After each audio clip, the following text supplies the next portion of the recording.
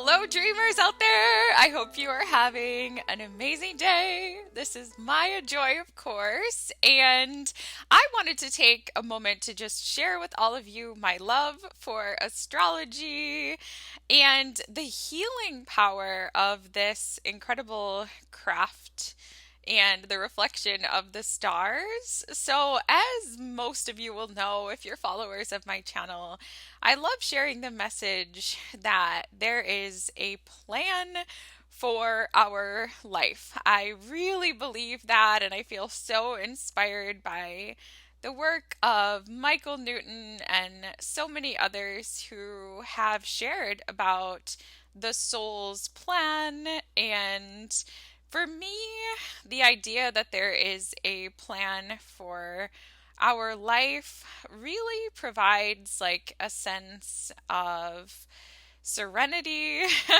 as I walk through the ups and downs of my own life. And yeah, I hope that the sense that all is meant to be also provides you all with a little bit of strength as well as you face what can sometimes feel like unfair challenges in life.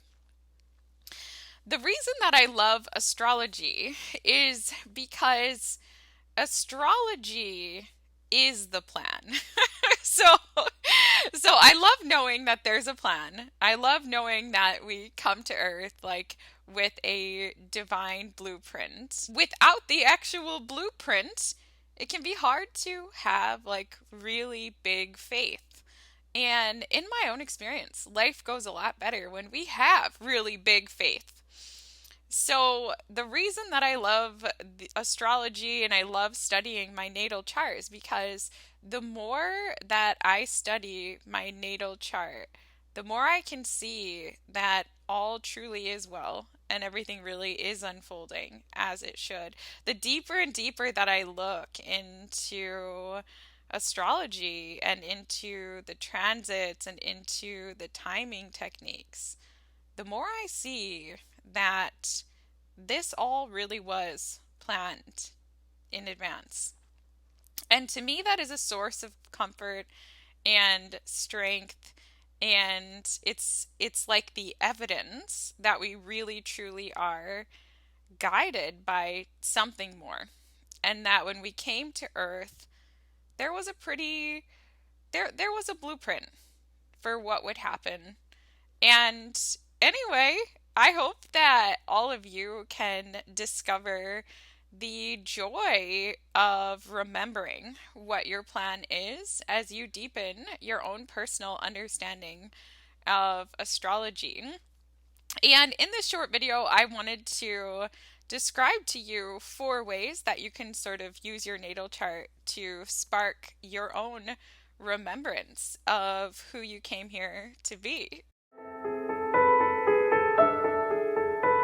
Are you ready to discover? Okay, first of all, when you are discovering the magic of astrology, it's very important to have your most accurate chart.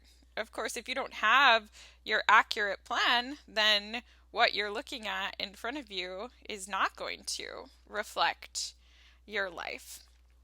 So, in order to see the true reflection of your life, it's very helpful to have your accurate birth time and also to generate your chart in whole sign houses.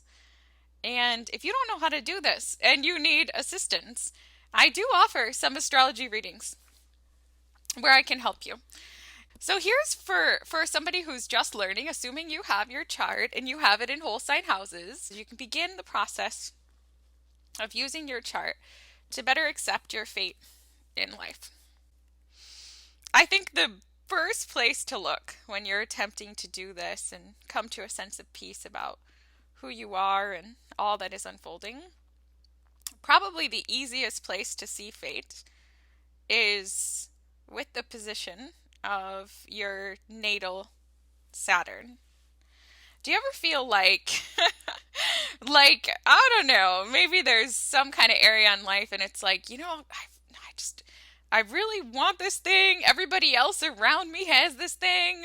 Everybody else seems to have it easy in this area of life, but for me, it's just like an uphill battle.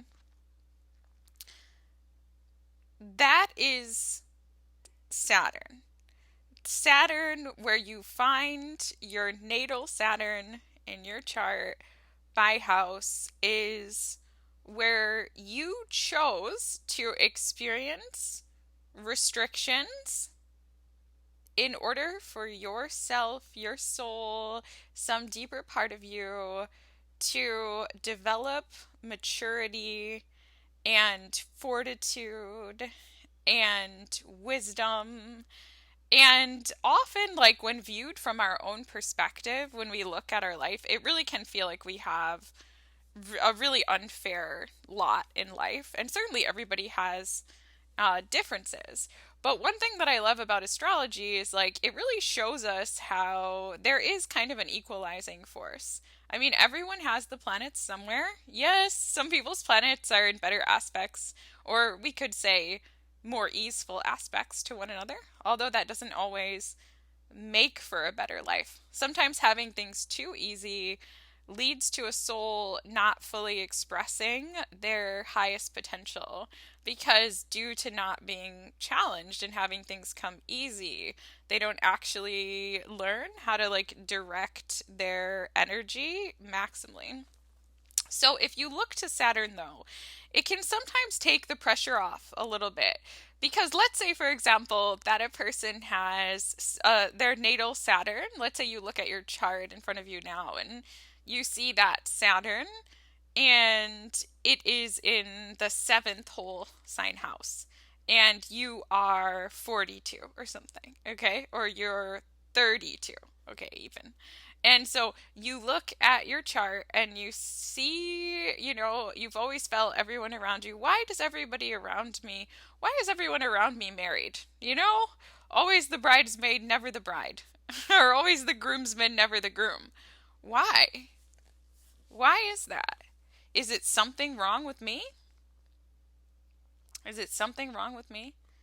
Um, am I not a suitable partner, or what is the case may be? Like, so we can have these thoughts or these self judgments related to whatever house our Saturn is in. Now, of course, the seventh house is the house of one on one relationships and other people. And so if someone has their natal Saturn there, they can experience, right? Restrictions, delays, a slowing down in that area of life. So what they might experience is like their best friend and all their cousins and extended family members all get married in their 20s or certainly by 30 or whatever, and they're there and they're not, and they're like, where's my partner? I think that when we discover our Saturn, it often can help in some ways to take the pressure off, because it can show us that we may have worked very, very hard in that particular area of life. Most likely, where we find our Saturn, it depends, like on how much we choose to direct our soul's energy. But many people have worked very, very hard in that area of life, and they will often find that they are able to achieve their Saturn later in life, perhaps in their late 30s or 40s or beyond. And there's a joy in, I know it doesn't always feel this way at the time, but there actually is really a joy in working really, really hard in one particular area of life and receiving kind of like a delayed reward, but something that is solid and long lasting. And so that's what Saturn brings us. But I highly encourage everyone to study their Saturn because I believe it can offer a great amount of healing to our soul. It really can help us to strengthen ourselves. And I think it can help us to stay the course. We kind of live in this society where people expect instant rewards. And I think growing up in this like internet age, certainly I did, like I'm in the millennial generation, things got quicker and quicker over time. You know, if you think about like dial-up internet and stuff like that, we used to have to wait to kind of see what we wanted to, or you could like spend several hours just downloading a song or something like that. So we were a little bit more used to delayed gratification, a little bit more. But now everything is instantaneous. So sometimes studying our Saturn, it can ground us. It can show us where it's like, okay, I acknowledge that I am facing more restrictions, delays, and difficulties in this particular area of life. Therefore, if I'm scrolling Instagram or walking the streets, it's actually not really realistic for me to compare myself to my contemporaries in this area of life because my challenges are greater. Also, where I find my Saturn, this is where if I'm willing to work quite hard, I can achieve greatness a little bit later in life. It will not come to me instantly, most likely. It will not come to me instantly or, when I'm very, very young. But if I discipline myself and develop maturity in this area of life, I can achieve greatness and fortitude and build something long lasting. So, to go back to that other person with this potential Saturn in the seventh house, that person probably will not get married in their 20s, or if they do, it probably won't work out. And sometimes that is meant to be. You can see that reflected in the chart too, that the person would make that choice. Say, for example, oh, who knows, like when they were 21 or something like that, and then their marriage would only last for, 2, 3 years or something. You can see this. The more that you know about astrology, the more that you can see. Um, Pop astrology offers us very little. It definitely offers something, but it offers very little.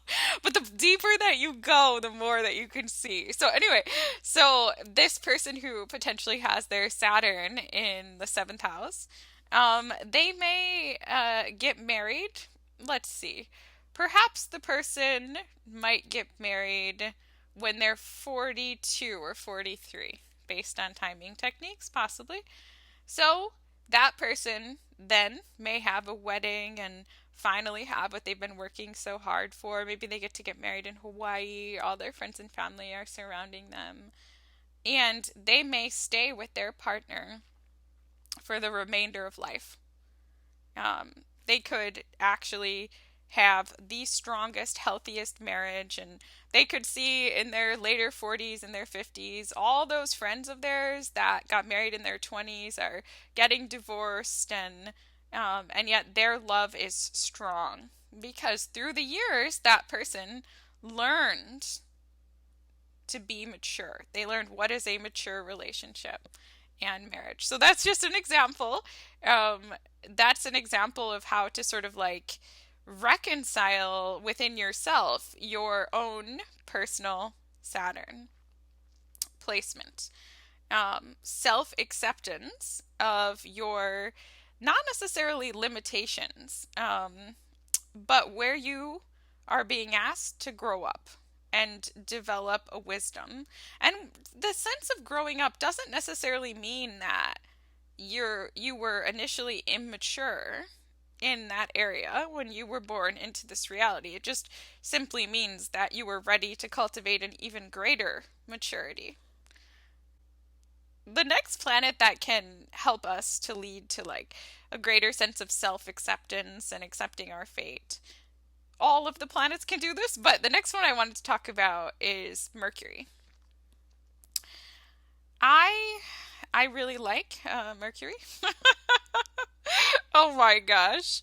Said during Mercury retrograde in a too simple of a way. Mercury is the ruler, my chart ruler, ruler of my midheaven conjunct my sun, ruler of the nativity. Mercury is my main planet, of course. Mercury can help us to accept the way that our mind works, the way that our mind is meant to work, and the topics that we are intended to discuss and explore in this life. There are many potential ways that Mercury can manifest. In the simplest way, we can look at Mercury by house and understand that we were meant to explore those topics. And sometimes if a person has a unique Mercury placement, there can be a judgment of, why am I thinking about this thing all the time?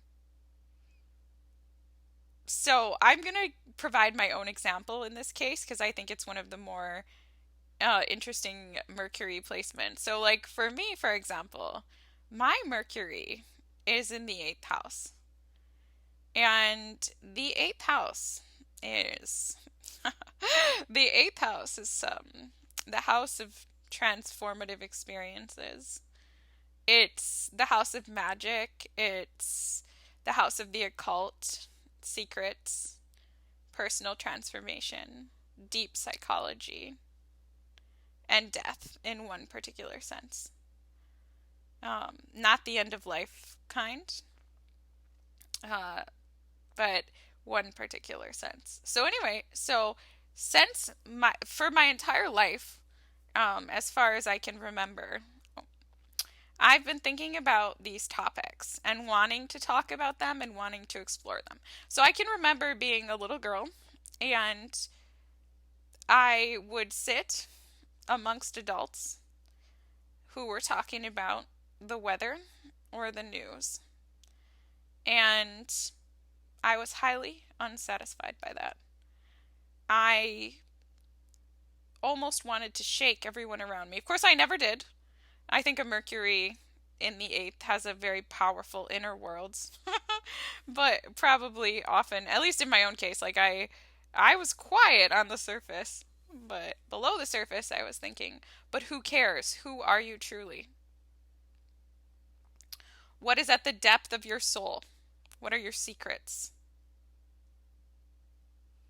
Who were you before this? I always had the sense of like past lives. I always had the sense that death is an illusion, that we survive death, that there's something deeper, there's something more.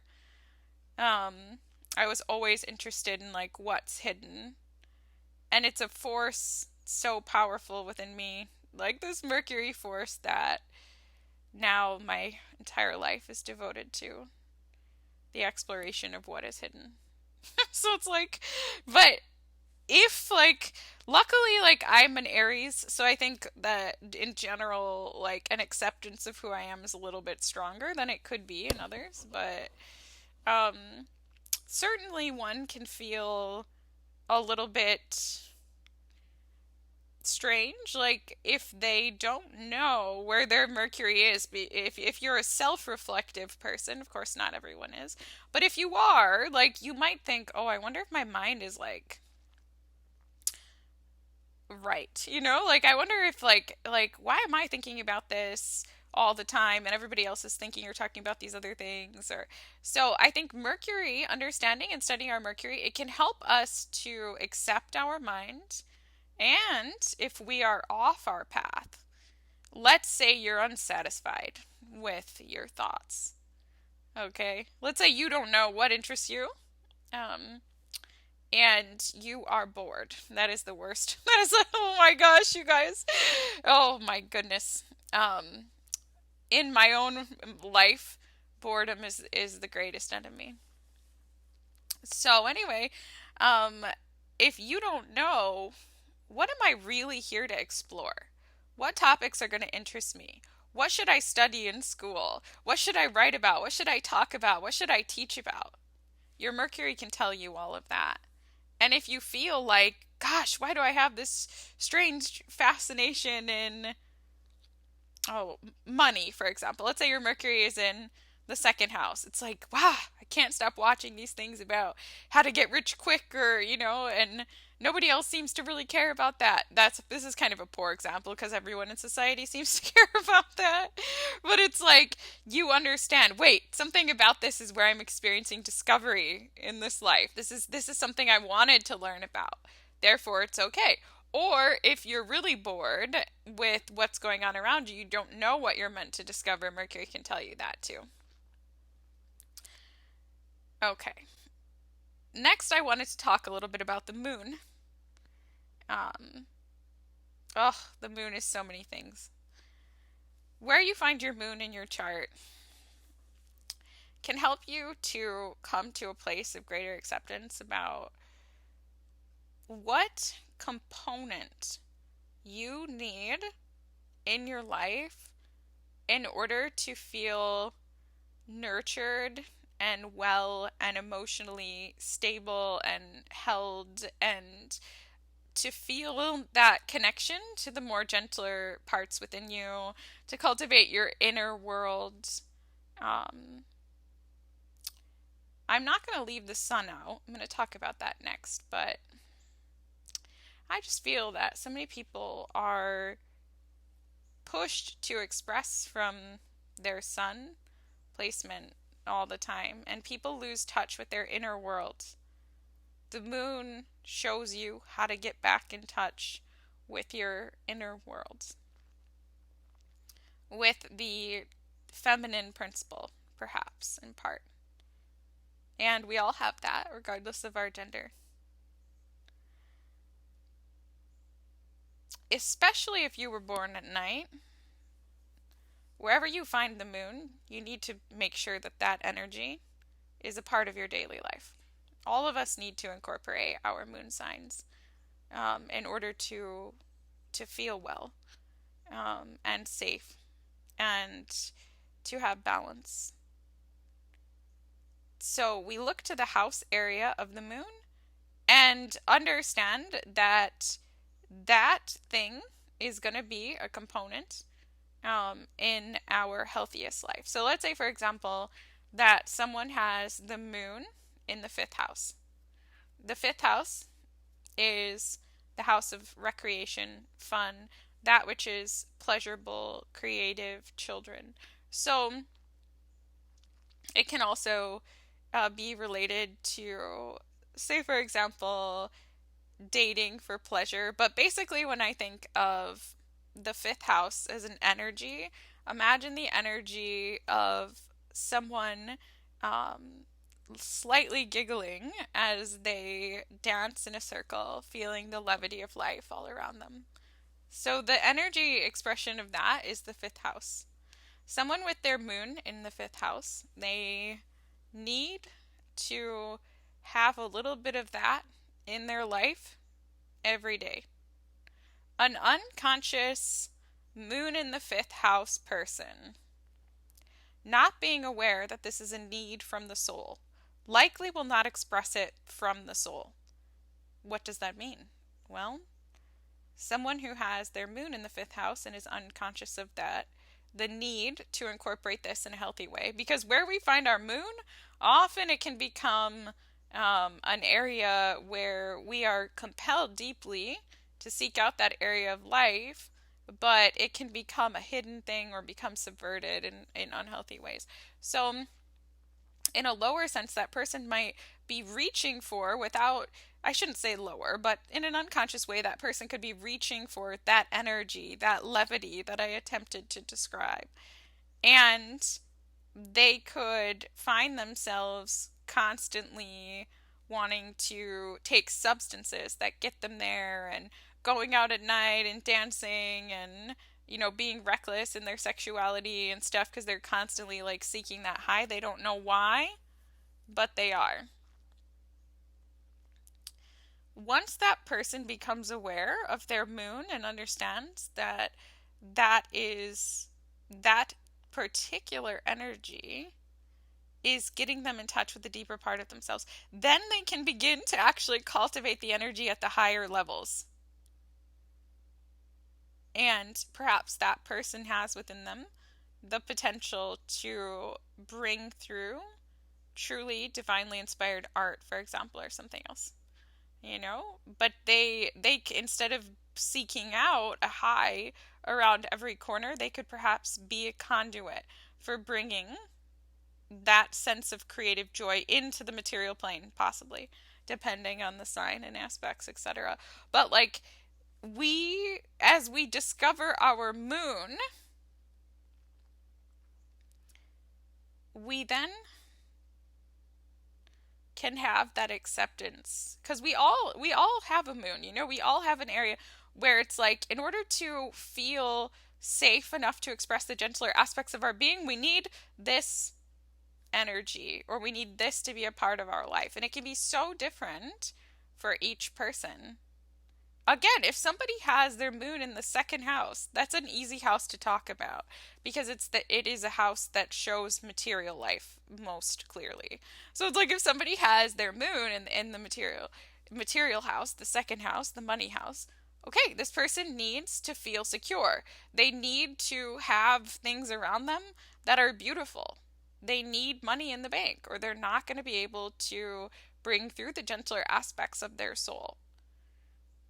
A person unknowing this, like, or if they have the wrong chart in front of them, they have their chart in Placidus houses at 29-degree ascendant or something like that, and they think their moon is in a different place, they may not be able to accept that part of themselves. However, once they discover the truth about where their moon actually is, they can finally exhale and realize, okay, I need this thing to be well. And I love this. I love this for astrology. Someone who has their moon, say, for example, like in the 10th house, on some level, that person needs to be known and recognized. They need to leave a legacy. It's not optional. They need to feel like I am respected in some way. Obviously, like the way this manifests or the level this manifests, like not everybody's going to be Barack Obama or something like that. Like I think like a really high 10th house energy is like an actual like president or something like that. But in some way, that person to feel safe in this reality needs to be recognized in their community. They need to be recognized for their craft. So the moon can show us like where we need to bring in this part of life in order to feel a sense of okayness, emotional regulation, etc. And it can be anything. It can be different for any person.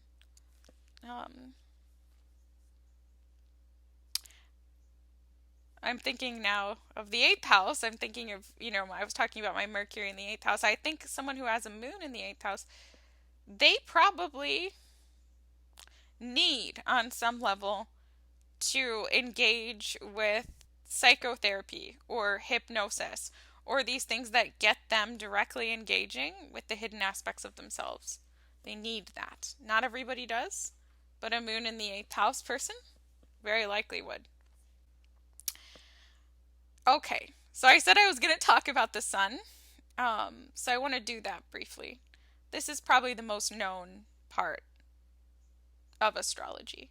Most people who are in the beginning part of their discovery journey probably know their sun.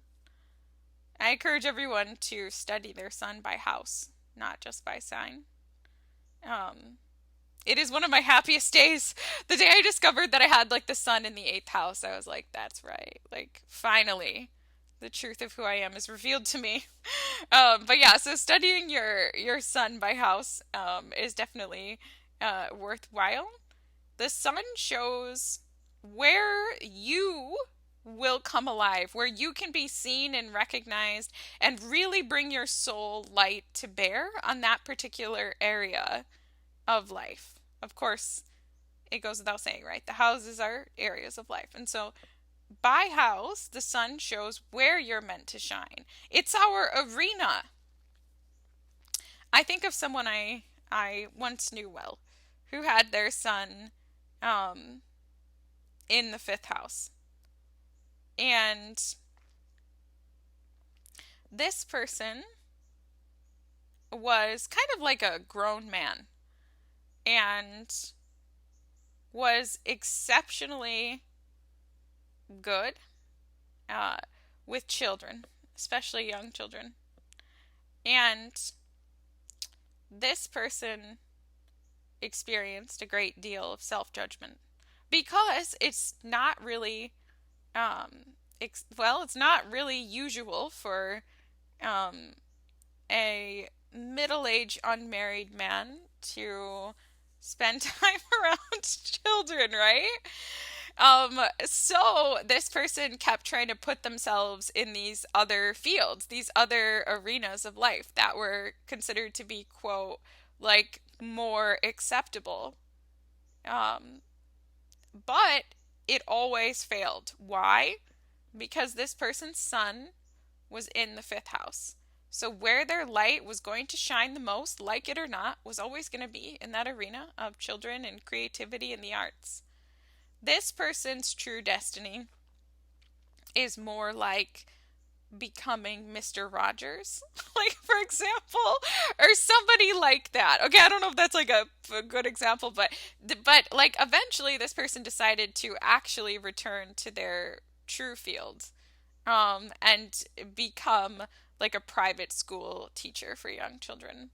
And that is where the light shines. So that's just like one example, but wherever you find your sun, I mean, that is where you're going to naturally be able to radiate your light.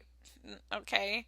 That is where you're naturally going to be able to radiate your light. So I'm thinking right now about somebody that I know whose sun is in the ninth house, which is the house of higher education, higher learning, meditation, spirituality, journeys to foreign places, international affairs, etc.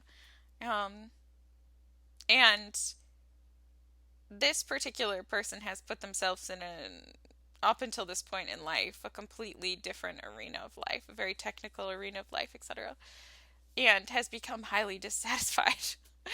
But actually, like, would come most alive as sort of like in ninth house arenas, right? As like a guru, perhaps representing higher wisdom and from a foreign culture, for example. Um, so studying our sun, like particularly truly studying our sun and understanding it by like sign and house, it helps us know where our light can come alive. And I think that again, it clues us into, I guess, not just an awareness of what our path is, but hopefully in the higher way, like an acceptance of our path. Astrology has layers upon layers upon layers upon layers upon layers upon layers upon layers.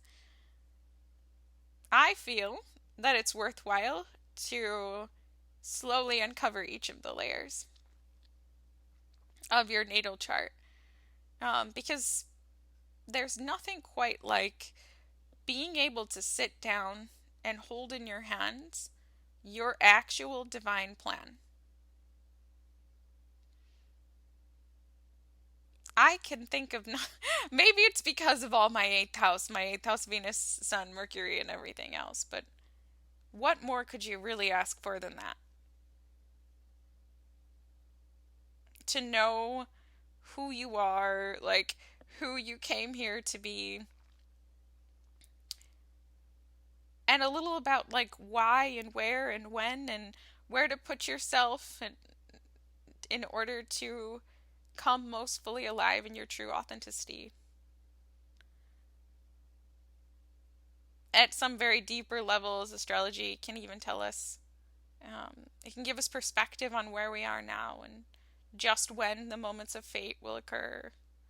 And as we all seek to harmonize with the experience of life itself, I think one of the most useful things that we could ever have is the map that shows us the way.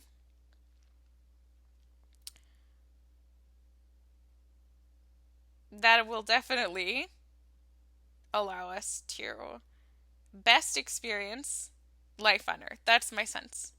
So, yeah, so those are like a few areas where astrology can help you to heal and align with your life. I almost wanted to go through like the whole chart and describe it all, but I don't want to bore you guys.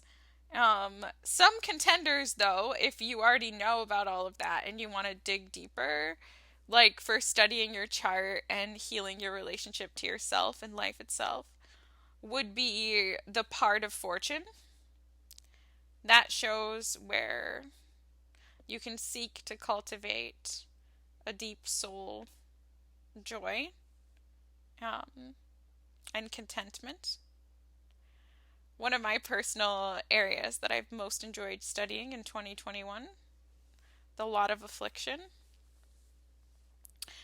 So, depending on like how that is aspected and how prominent it is, um, it can show you perhaps where you may have been given a true difficulty uh, that may not be remedied.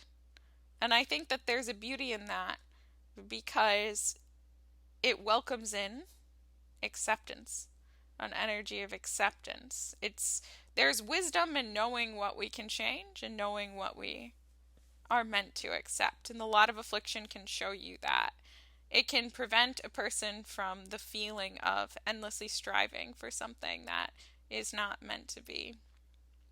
I've very much enjoyed studying the lots, especially the lot of affliction. Uh, Uranus, the planet Uranus, it can show where we're seeking to individuate and liberate ourselves with creative self expression in the chart. Um,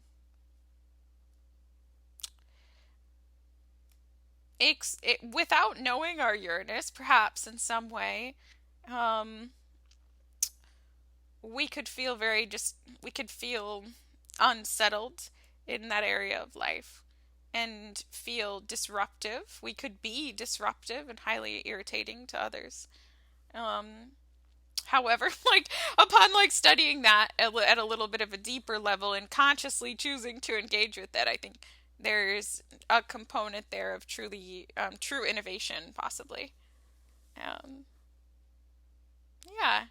So anyway, guys, astrology can show you who you are, and it can show you fate unfolding, and it can really give you permission to let go and be your true self. I think it can take the pressure off. Society often makes us feel that we're supposed to be one particular way. Some people might have a chart that is a match for being that way, but most people won't. So, astrology can help us understand. I think more than telling us who to be, it can help us in most cases. What it does is it shows us that who we naturally are is who we were meant to be.